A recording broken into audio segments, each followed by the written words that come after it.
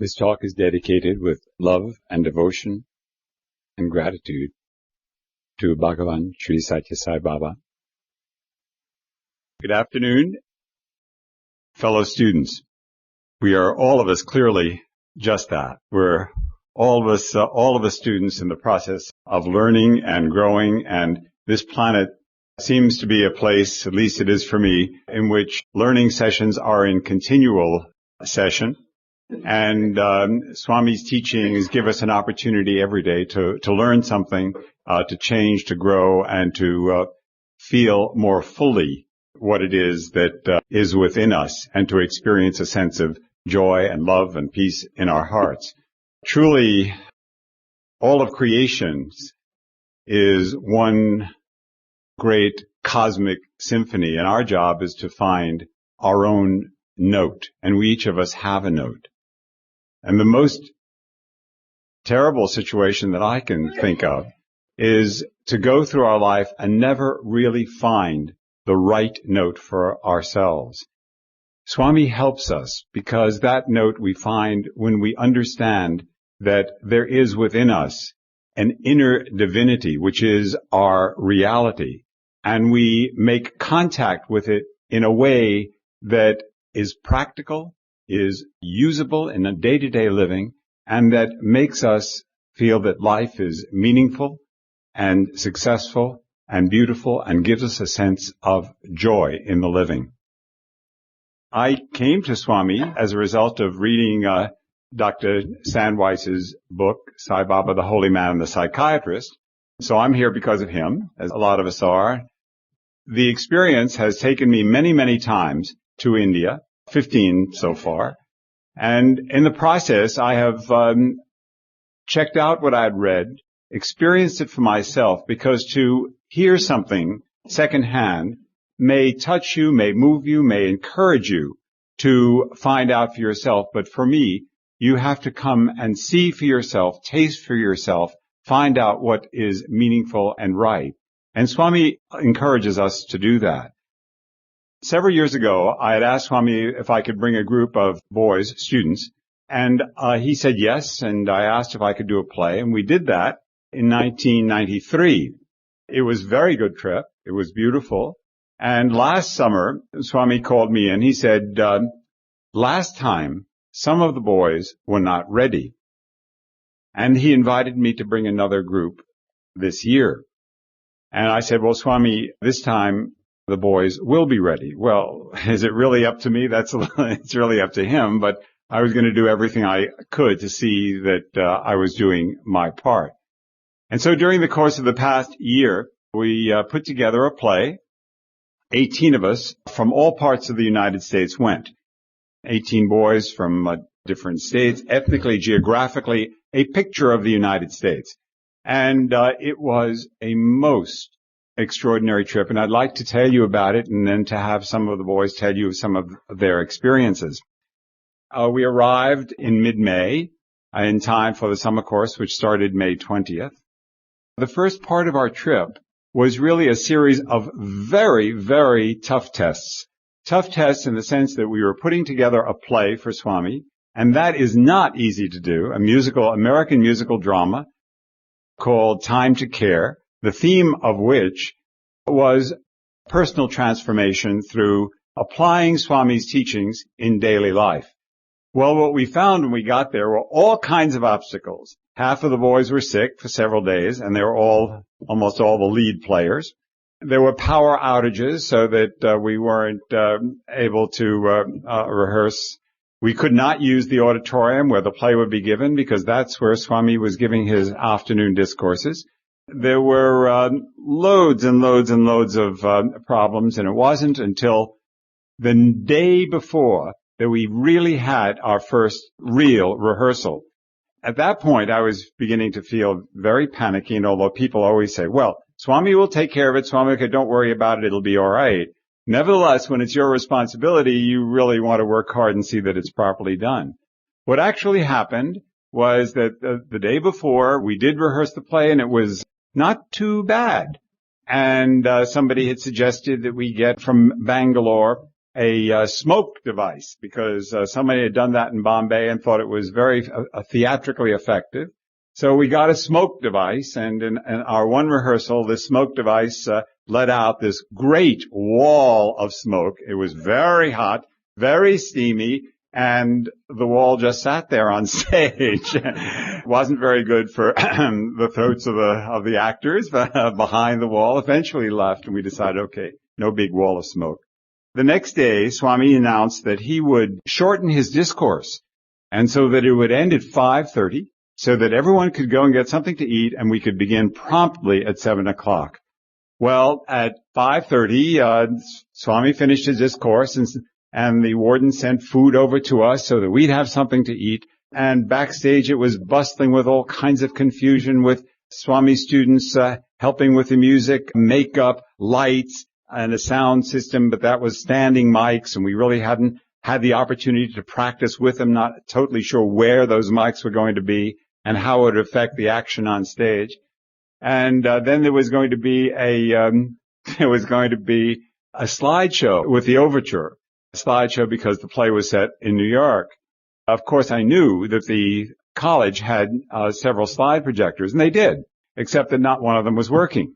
The day before, somebody very kindly went into Bangalore to try to rent one, but those that were available in Bangalore had been already rented. So 30 minutes before the performance, in one room backstage, there was all the dissected parts of all of the non-functioning projectors and people trying to put them together to see whether this would work, and people scurrying everywhere. And finally, at the last minute, somebody showed up with an antique. It must have been one of those prehistoric slide projectors. And somehow or other, it worked. Swami came into the auditorium. We were all nervous because we had a program which he liked put together in a multimedia lab in New York, and he liked it, and we printed over 2,000 programs for the audience.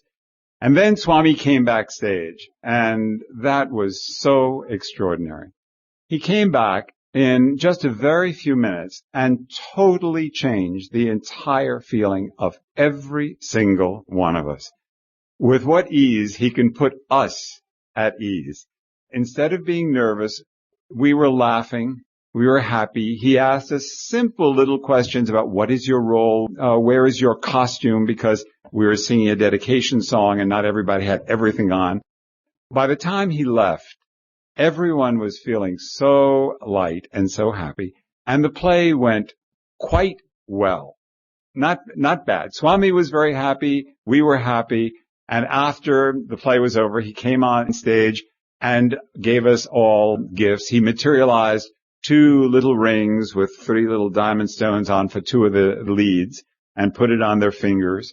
And then he brought forward a box for each one of us. And in the box was a gift. And the gift was, on one side, it was a clock, because the name of the play was Time to Care. And on the other side was a picture of Swami in a great chair. It was a beautiful, beautiful gift and a memorable situation. So the first half of our trip was really a test that really worked out very well. But when you're getting a test in life, you don't always don't have that assurance that it's all going to be fine. You may remind yourself that it's only passing, it'll be okay, but when you're going through it, it can be difficult. This was a test that wound up so well simply because it was Swami's will. There is no way that we by ourselves could have put together such a performance without his extraordinary help on levels that I cannot begin to imagine. At any rate, the play was over, and then the second half began. And if the first half was a test, the second half was the most extraordinary shower of grace that I have ever experienced.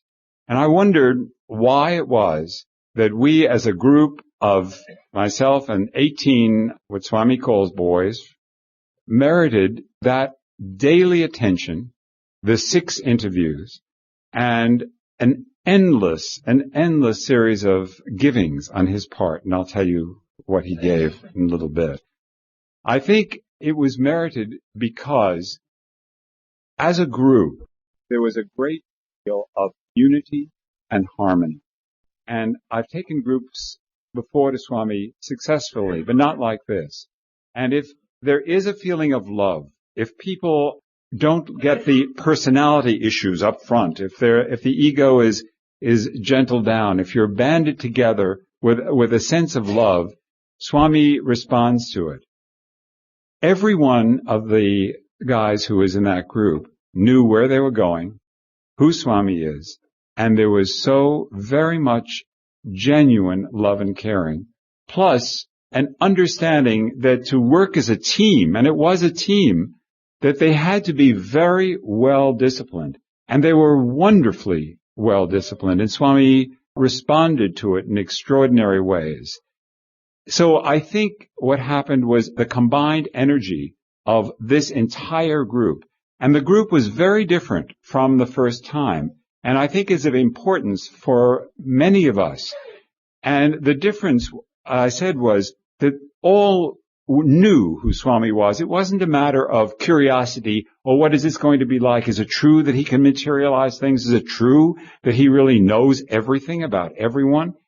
They knew that in their hearts, and a number of them had a very important early life experience. And that is that they had the opportunity to be brought up with the Sai educational program, which for children of devotees is called Bal Vikas, means the flowering of human excellence. Another way of putting it is education in human values. So a number of the boys had been brought up with those values, and as we know, this world is not going to change until people, the youth of our countries, are understanding of and practicing of those values that are human. So in addition to that, a couple of the boys had also been teaching Balvikas. So there was a very genuine spiritual support and strength here that Swami responded to. The play itself had some fun stuff in it. We'll get to a couple of songs later. It had two allegorical characters. One is Monkey Mind, and we all have one of those, I think, that jumps around, and the other is Conscience, because we all have that too. And there's often a play between the Monkey Mind and the Conscience, and those two allegorical characters were on stage all of the time. So when the play was over, Swami turned on this extraordinary shower of grace.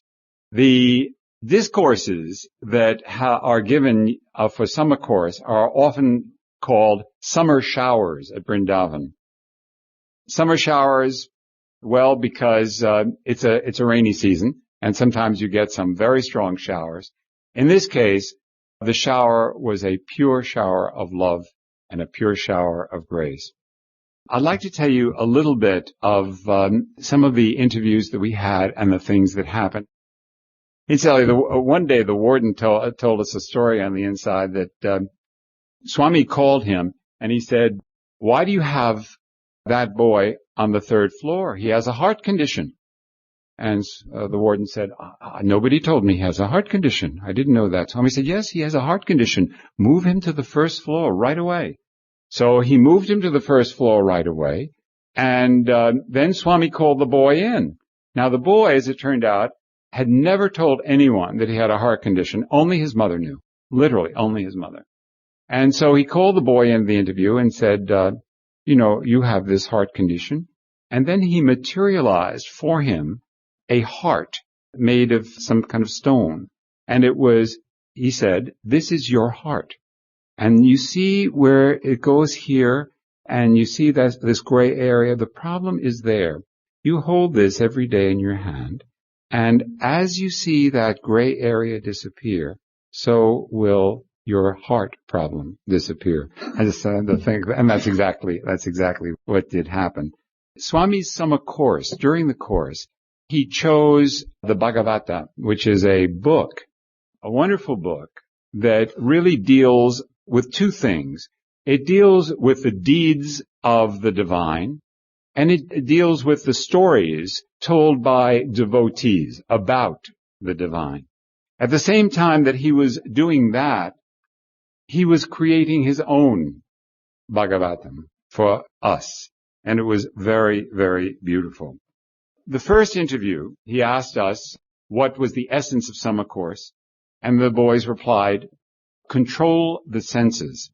And Swami said, yes, it is easy to control the senses, not to follow the body, but follow the conscience and divert the senses.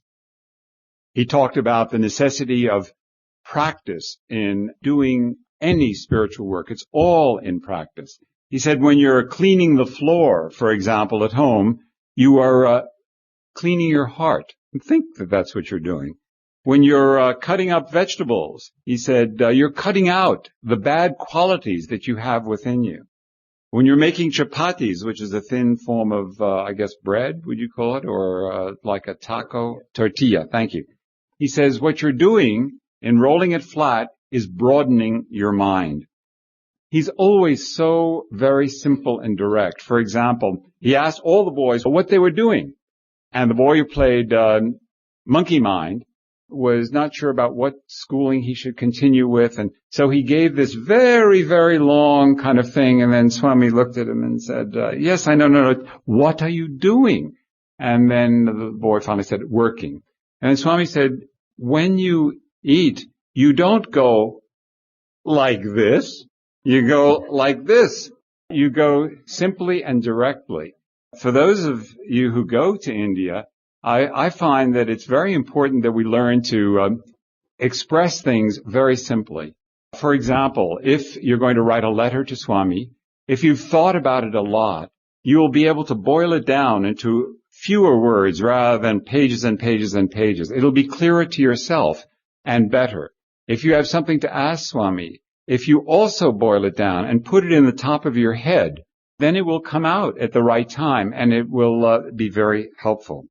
Swami asked at one point, what is youth? He answered his own question by saying, it is not the age of the body. Youth is determination. If you have determination, you have youth. He gave many things. He gave lots of objects, rings, bracelets, materialized them for many, many of the boys. There was one interview that was quite extraordinary in which he materialized something that I'd never seen before. He materialized a great big strawberry. And he said, Indian strawberries are very small. California strawberries, very big. And then he broke the strawberry and gave half it to a doctor who had an eye problem that he had materialized some drops for the night before. And that was fun. At that interview, he also told us that although he is 70, almost 70, I can see an ant 1 mile away. Not spiritual vision, physical vision. It's all right diet. It's the 3 P's, which are purity, patience, and perseverance. The most important interview was an interview that took place towards the end. He called us in. We were going so often that Swami would come up and he would say, not now, but in a half hour come inside, because it really looked not so good to have us jumping up all the time and getting all this attention. Once inside, there was one interview that I will tell you about, which was to me the most extraordinary. Swami called us in, and we were tightly grouped around him. The room was large enough so we could have spread out, but it wasn't like that. Swami's presence was this magnet of love that drew us close to him in a cluster. I mean, literally, the heads were all right next to each other, close together. He, during that interview, did so many things. He reminded us in many ways that there is nothing that happens that he is not aware of. Not one of us in this room, for example, is a stranger to him. There are, I'm told, 5 billion people on this earth, and not one of them is a stranger to him, even though that sounds so outrageous, or would have sounded so outrageous and impossible to me. Yet he does know everything, and he is all pure love. He wants nothing from us and is always and always and only giving, giving, giving. And what he does give and what he gave at that interview was such an important transformation for each one of us who was privileged to be there. He told one of the boys, I give you an example, that one of the boys had said that Swami asked him, did he drive? And he said, yes, I'm a good driver. And Swami said, no, accident. He said, no, Swami, I'm a very good driver. Accident. Very good driver, Swami. And then Swami took an imaginary gear shift and put it into reverse and said, reverse. And the boy suddenly remembered, yes, he did have an accident. He forgot about it entirely, completely, when he put his car into reverse and smashed into a post. He gave us all individual photographs with him, gave us a lot of guidance. He had us in his house with his students on many evenings and gave us, a number of us, about half of the group, an opportunity to speak before his students. And then at this interview, he was talking to us about how to speak and what to say in public. Clearly, one of the things that is most important is that we, and when I say we, I don't mean just the boys, I mean every one of us here who knows of Swami, who has been called to him, has an opportunity to be a part of the major changes that are going to take place in the quality of life on this earth in the next 27 years. Every one of us. And there isn't any complicated formula. The very simple formula is understand teachings, practice teachings, just practice one or two, and that they all will come back to loving and caring for one another, because as you know, service, Swami says, is the most fruitful form of prayer. At that interview, when he materialized various things, he materialized a lingam, and that was for people who were sick. He brought us so near and so close to him that we did not experience any separation from him. And in the process, there was a transformation in our hearts that took place that is unlike anything that I've experienced before, and I've had a fair number of opportunities before, but not like that. He taught us that the only real power on earth is the power of love. And then when that love comes from here, you feel it. And when you speak with love, and when you see people, whether you know them or not, and recognize that the same divinity is in each one of us, and so you treat everyone with love and respect, we begin to go through major changes for the better for ourselves. The most important thing that happened at that interview is that other than knowing and seeing that all powers are inherent in Swami, even though he appears to be a person, a normal person, yet there is that contradiction. He's in a human form. We're used to our human forms, and we know that they are certainly limited, yet all power is within him. Everything, he says, is in this hand. Nothing is in this hand. Everything is nothing. Nothing is everything. He can turn his hand and produce absolutely anything. And what he gives us, I think we have to know that we really don't know anything, that we know nothing. When we know that we know nothing, I think we're ready to receive full teaching from Swami. Often he appears to know nothing. He'll ask questions, and then he'll say, I'm asking so I can give you the opportunities to speak. What he did was to help establish a permanent bond between us and him. And with that bond, for us and all of us in this room and others who've been called to Swami, to begin to reach out and to share that love and share his message of service, of human values, because we don't want anything back. Swami doesn't want anything back. There is no money, as you know, have as little to do with money as possible, he tells us. And he strengthens that permanent bond. And in the process, what he did with us that was the most extraordinary is that he actually surrendered to us, is what I felt. He invited us to come to 70th birthday. invited us to go to Kodaikanal and said, I want to take you to the forest in Mysore. We will spend 24 hours in the forest. I will call all the animals. I will call the bison, and they will come. I will call the elephants, and they will come. I will call the deer, so many deer, and they will come.